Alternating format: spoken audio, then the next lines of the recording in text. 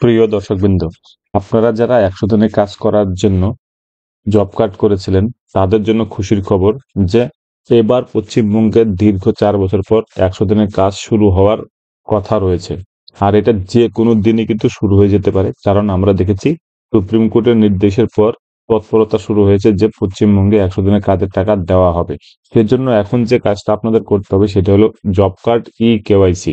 এতদিন সার্ভারের প্রবলেমের জন্য সারাদিন বসে থাকতে হতো, তারপরেও হচ্ছিল না। কিন্তু আপনাদের একটা গুড নিউজ, সেটা হলো এখন এই যে ই-কেওয়াইসির কাজ সেটা কিন্তু হচ্ছে, ঠিকঠাকই হচ্ছে, খুব একটা সার্ভারের প্রবলেম দিচ্ছে না। তো আপনারা অতি দ্রুত গ্রাম পঞ্চায়েতে গিয়ে জব কার্ড, আধার কার্ড এবং মোবাইল নাম্বার নিয়ে যাবেন, এবং যতজনের নাম আছে সবারই কিন্তু এই ই-কেওয়াইসি করতে হবে।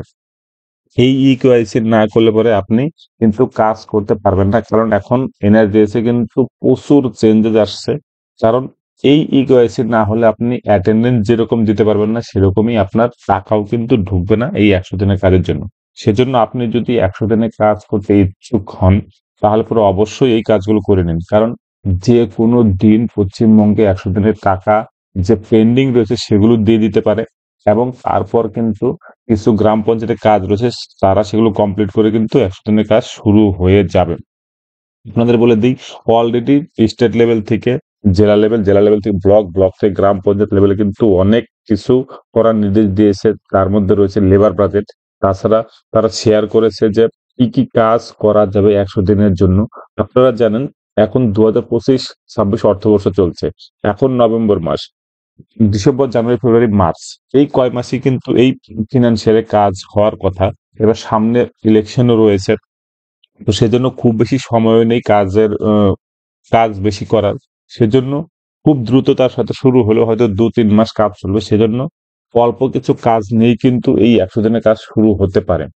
এরপর যখন নতুন ফিনান্সিয়াল ইয়ার আসবে, তখন থেকে হয়তো ফুল ফেজে এই ১০০ দিনের কাজ চলবে। তো দ্রুত যদি কাজ শুরু হয়ে যায়, এবার আপনার যদি ই-কেওয়াইসি করার না থাকে, তাহলে পরে কিন্তু আপনি ১০০ দিনের কাজ করতে পারবেন না। সেজন্য আপনাদের বলে রাখি, অবশ্যই ই-কেওয়াইসিটা করে নেবেন। অলরেডি শেয়ার করেছে যে কি কি কাজ নেওয়া যাবে, কি কি ফরমেট দেওয়া হয়েছে লেবার বাজেটের জন্য। এখানে আপনারা দেখতে পাচ্ছেন সেই ফরমেটের, যে ফরমেটে কিছু কাজের নাম চাওয়া হয়েছে, সেই কাজের এস্টিমেট, ফিল্ড ভেরিফিকেশন থেকে শুরু করে কত টাকা স্কিম হতে পারে, এই রিলেটেড কিন্তু কিছু জিনিস জেলা এবং স্টেট লেভেল থেকে চেয়ে পাঠানো হয়েছে। কারণ এই কাজগুলো এখনই তারা রেডি করে রাখতে চাইছে। এরপর সেগুলো অ্যাকশন প্ল্যানে কনভার্ট হবে। অ্যাকশন প্ল্যান হয়ে যাওয়ার পর সেগুলো সিকিউরে যাবে এস্টিমেট বানানোর জন্য।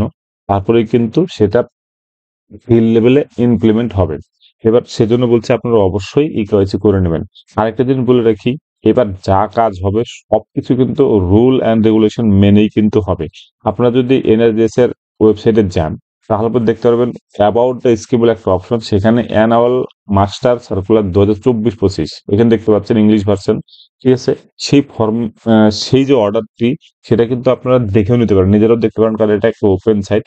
এই অ্যানুয়াল মাস্টার সার্কুলার ২০২৪-২৫ গাইডলাইন অনুসারেই কিন্তু সমস্ত কিছু কাজ হবে।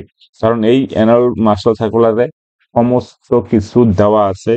কিভাবে কাজ করতে হবে, জব কার্ডের কি প্রসেস আছে, নতুন জব কার্ড পাওয়ার কি প্রসেস, ডিলিট করার কি প্রসেস, কি কি কাজ করা যাবে, কখন কাজ করা যাবে, সমস্ত কিছু কিন্তু এই অ্যানুয়াল মাস্টার সার্কুলারে আছে। যখন সেন্ট্রাল টিম আসে, তারাও কিন্তু ফলো করে যে যা যা কাজ হয়েছে এই সার্কুলার মেনে হয়েছে কিনা। তো বন্ধুরা, অবশ্যই এই কেওয়াইসি গুলো আপনারা করে নেবেন। আর এনআরএস সংক্রান্ত যদি কোনো কিছু জানা থাকে, তাহলে অবশ্যই আমাকে কমেন্টে লিখে জানাবেন। আর অবশ্যই বন্ধুরা, চ্যানেলটিকে সাবস্ক্রাইব করে রাখবেন এরকম ভিডিও দেখার জন্য সবার আগে। ধন্যবাদ।